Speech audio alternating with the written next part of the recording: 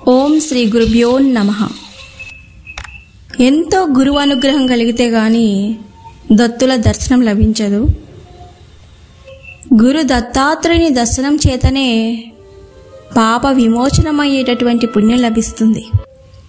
అటువంటి గురు దత్తాత్రేయ స్వామి యొక్క మంత్ర జపం చేత కర్మశాంతి, భూత ప్రేత దోష నివారణ, పితృదోష నాశనం, జ్ఞాన ప్రాప్తి లభిస్తాయి. అటువంటి మహాశక్తివంతమైనటువంటి మంత్రం ఏమిటంటే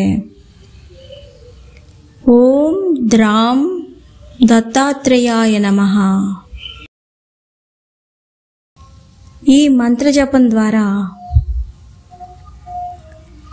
సాధకులకు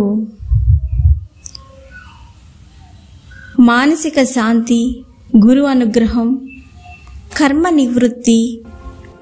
ఈ జపం యొక్క నియమాలు ఏమిటినంటే పసుపు రంగు వస్త్రాలు ధరించి శుభ్రమైన ప్రదేశంలో కూర్చొని దత్తాత్రేయుని చిత్రపటం ముందు దీపం వెలిగించుకొని ఉదయం సూర్యోదయం తర్వాత లేదా సాయంత్రం దీపం ముందు రుద్రాక్షమాలతో 108 సార్లు అంటే ఒక మాల లేదా 1008 సార్లు జపం చేసుకోవాలి. మంత్ర జపం చేసేటప్పుడు మనసులో నాకు జ్ఞానం, గురువు అనుగ్రహం కలగాలి అని సంకల్పం చేసుకొని చేసుకోవాలి.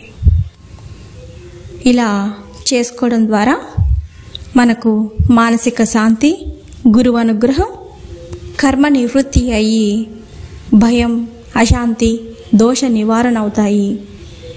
జ్ఞానం, బలం, ధనం, భక్తి ప్రాప్తిస్తాయి. ఓం శ్రీ గురుభ్యో నమః.